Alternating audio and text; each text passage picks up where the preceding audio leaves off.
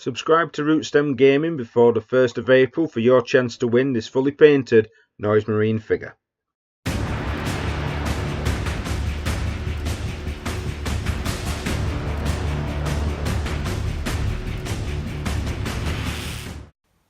Hello, welcome to Rootstem Gaming. This is Paul aka Fran, and we're going to be going through some of the news at Games Workshop, well, some of the latest releases and some of the news and rumours about Games Workshop this week. I'm going to start by basically talking about the latest new releases from Games Workshop. There isn't that much, if I'm completely honest. Mainly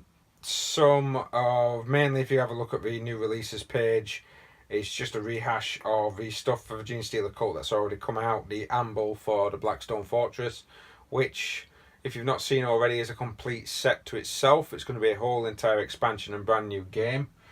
It's going to be quite cool, to be honest. And there's also an Jackal Outrider detachment for about 200 quid on the Games Workshop website. That comes with a variety of fast vehicles. It looks like it comes with 3 sets of the actual £32.50 box set, and it also comes with the Outrider, the Ridge Runner Scouts, 3 different vehicles, which from what I've seen so far can be magnetised, so you're not going to be limited to what weapon options you've got on there.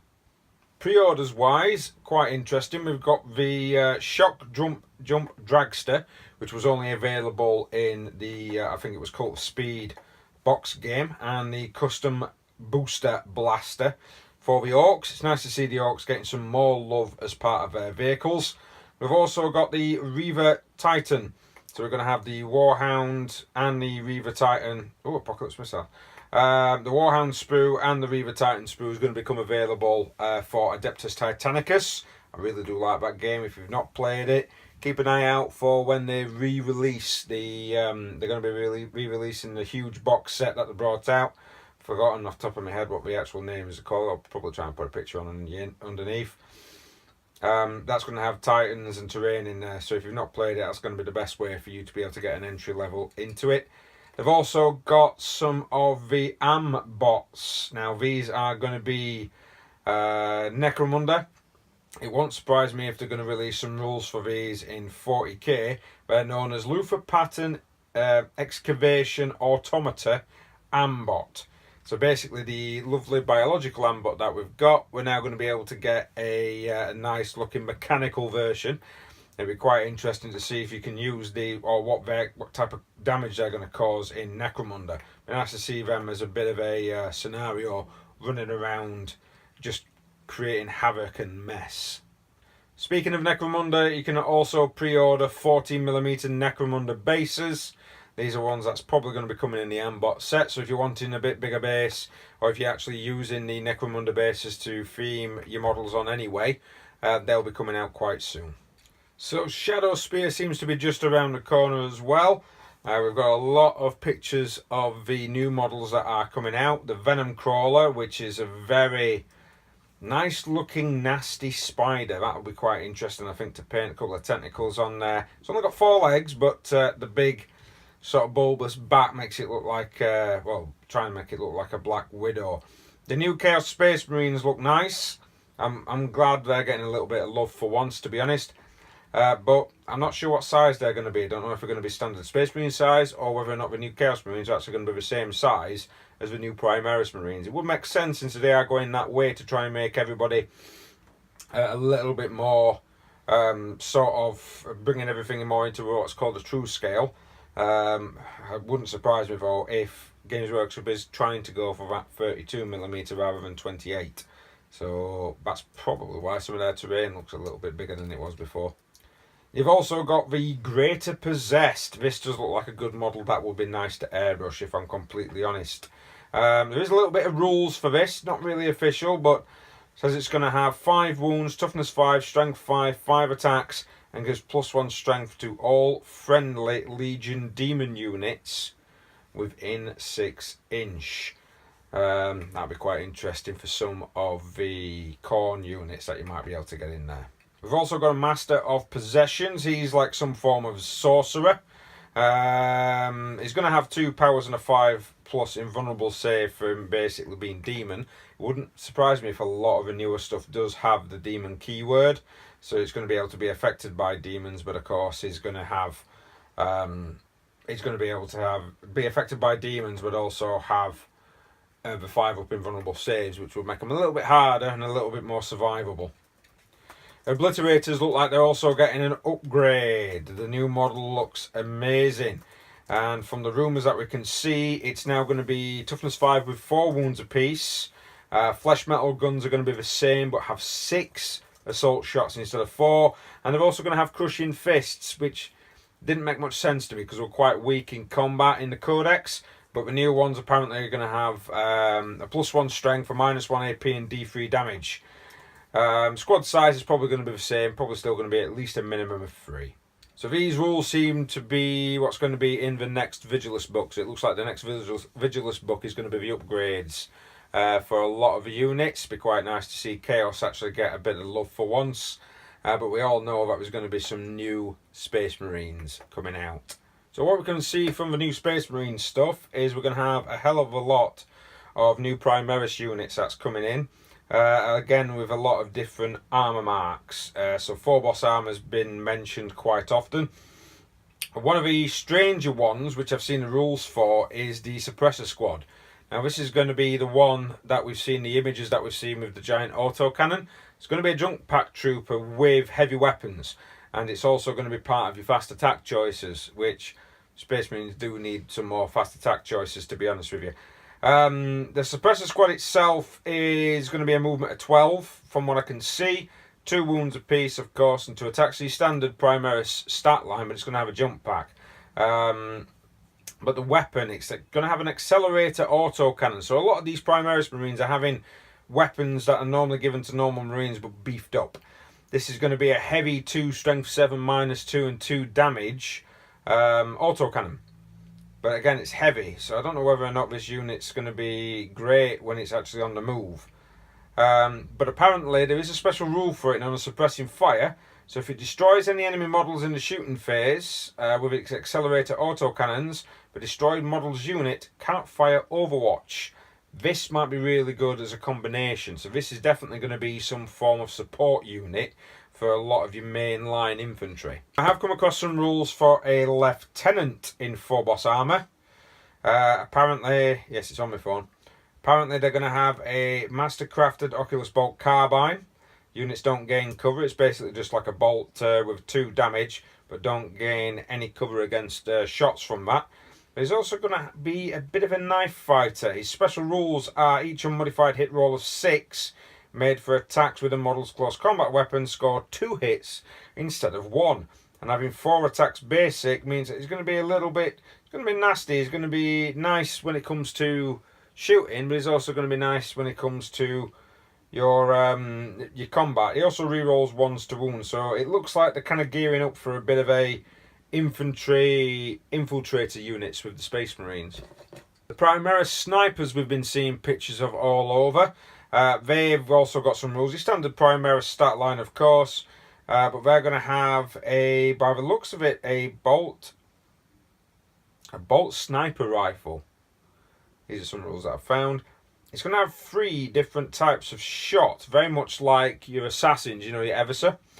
And apparently one of them is just going to be, they're all heavy.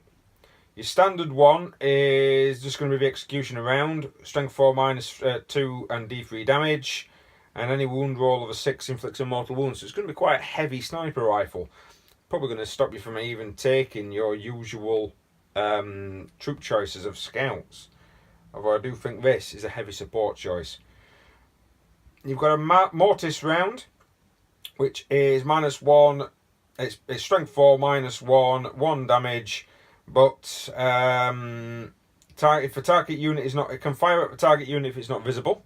And it adds 2 to hit, which is going to be a little bit insane. Units also don't gain the benefit of cover. Since the unit can also target characters, the Eliminator Squad might be a good choice for people that are wanted to take on Imperial Guard armies. Last but not least is the Hyper Frag round, which is heavy D3, strength 4 and just 1 damage. So effectively, you guys are going to be able to just do some more shots. So laying down a bit more fire than they usually have. Of course, I have camo cloaks and concealed positions, which is pretty much the same as what you get in your standard scout squads. Now we've got rules for a librarian and a captain in Phobos armour. Both of these can actually have camo cloaks and concealed positions, so it does look like they're setting up some infiltrators for the Space Marines. Your standard gear up for your librarian in Phobos armour, they're nothing really that special, just your standard sort of force swords, your bolt pistols, can cast 2 psychic powers and attempt to deny 1 psychic power each phase. But they can do concealed positions like scouts and can have a camo cloak, so you're increasing your actual armor save, basically to a 1+ when you're in cover. And the captain in Phobos has still got his Iron Halo 4+, but he can again have camo cloak. He's going to have concealed positions. He's also going to have a rule called an Omni Scrambler, which means that enemy units are not going to be able to set up within 12 inches of his position. Since you can forward him up, he's going to be a really good aerial denial unit. Wouldn't surprise me if I see a couple of these in Space Marine armies. He's also got basically like a bolt rifle, but he's allowed to target characters, and that's a -2 and 2 damage. So he's going to be a bit of a forward-thinking sniper unit, to be honest. But he's not that great in combat. He's going to have 6 attacks because he's got a combat knife, but he's got nothing special to be able to take the units out. So it's just basically just his standard stat line of 2s to hit, and he's going to have a strength of 4. So either 3s or 4s to wound, 5s to wound, depending of course upon the unit that you're coming across. There's another unit which might be confused with the sniper models. It's known as an infiltrator squad. Now this infiltrator squad, it looks like a troop's choice. It's got a marksman bolt carbine, rapid fire 1. Basically a sniper rifle, but there's no mention that they can hit units that are, like characters. But he's got a Helix Adept, so he's basically going to have a very low level apothecary with the squad. It's going to have smoke grenades, so instead of shooting your weapons, you can use your smoke grenades and it's -1 to hit. They're going to have the same Omni Scrambler as the sergeants, so they're going to be a good area denial unit. Again, they've got concealed positions, but these don't have the camo cloaks, which is why I'm thinking it's not going to be that squad that we've been seeing, because these don't actually have a camo cloak. They've just got a marksman bolt carbine, which just basically to me just feels like it's just going to be a new generic infiltrator squad for Primaris Marines. Again, a lot of Primaris stuff coming out. We know, I'll be honest, we know they're going to go that way. It doesn't bother me if they do, because as long as you've still got rules for tactical squads, you're still going to be able to use them. And that's about it. I'm recording this on Sunday the 3rd of March. We're going out on Monday the 4th. If we have any major updates, I'll probably put another news video out just to be able to update you guys. But not much a lot of exciting stuff coming out of Shadow Spear. As a Space Marine Crimson Fist player, I'm excited about a lot of the Space Marine stuff that's coming out as well, and a lot of it is probably going to be useful when tackling some of the Imperial Guard that I tend to come across, I'll be honest with you. Yes, those pesky plasma guns and las cannons can be a bit difficult for Primaris Marines to deal with. I've got a lot more things happening on the channel as well. So on this week for my channel, we've got an Adeptus Titanicus battle report coming out, War Griffins versus Death's Head. That's going to be coming out this Thursday. We've also got what you need to start airbrushing on the cheap, a video I've done for the next weekend. That's going to be coming out on Saturday upcoming. That's basically just going to describe to you how I got started airbrushing and what I recommend people do when they're airbrushing, well, wanted to start getting airbrushing going, basically starting up an airbrush. I'm crap at this. On the website, rootstem.co.uk, for your £3 a month, you are going to be able to get exclusive access to, of course, using the video that's upcoming this Saturday is already on there. We've also got Titanicus weapon, effects, glow and burn, how to do those, and undercoating basics and pre-shading help for people that need help with their airbrushing. Those will eventually appear on YouTube, but for the moment they are exclusive to my website, rootstem.co.uk. Battle report wise, you can already watch the Adeptus Titanicus battle report on rootstem.co.uk. There's also 2 Genestealer cult games on there, one against Imperial Guard and one against Bloodraven Space Marines. So both of those are exclusive at the moment. I've currently got another Necromunda battle report recorded. That just needs editing and uploading to the website, so that will be on there as well by the end of the week. So I've still got a good chunk of videos that's exclusive. You've also got, of course, the exclusive videos that's already on there that won't be showing I do currently have there's about 3 exclusive games on there that's not available on YouTube. So if you are wanting to have a look at them, you basically need to go up, join the website, and then have a look at the exclusive membership content page. And that's it. Please like, share, subscribe, hit the notification button if you want to see more. Keep an eye out for the other content that's coming this week. And we will hopefully see you this time next week as well with some more news regarding Vigilus, because that is coming out in a couple of days. And we'll have more news on the latest releases, probably mainly on the Ambots that's coming out. And hopefully some more information regarding these new Space Marines.